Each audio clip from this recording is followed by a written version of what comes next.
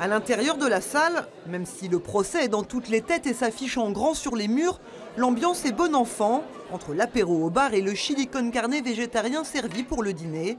Très vite, toutes les tables sont occupées, des habitants de Creuse ou de Corrèze, toutes générations confondues, venus pour soutenir les prévenus.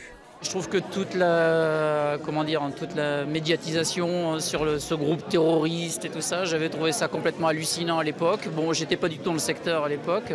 Maintenant que je suis là, que je les connais mieux, je me dis c'était vraiment n'importe quoi.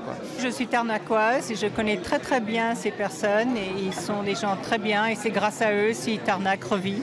Et je veux les soutenir et eux ils nous soutiennent, ils soutiennent notre commune et c'est grâce à eux si vraiment il y a de la vie qui redémarre. Un soutien moral mais aussi financier.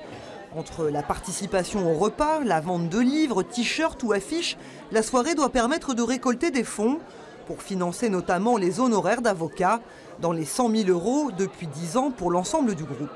Pour nous, organiser un événement comme ce soir, c'est important parce que ça permet à la fois de tenir informé l'ensemble des gens qui nous ont soutenus pendant toutes ces années, sans lesquels il aurait été impossible de se défendre à la hauteur de l'attaque qui nous était faite. Parce qu'il faut savoir qu'une instruction de ce type-là, pour 10 personnes pendant 10 ans, c'est énormément d'argent pour arriver simplement à être à la hauteur d'un dossier d'instruction de 40 000 pages.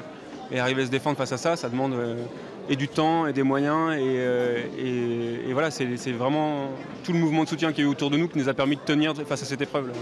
D'autres événements sont prévus pendant le mois de mars à l'épicerie de Tarnac, avec des moments de rencontre autour du procès, les jours sans audience.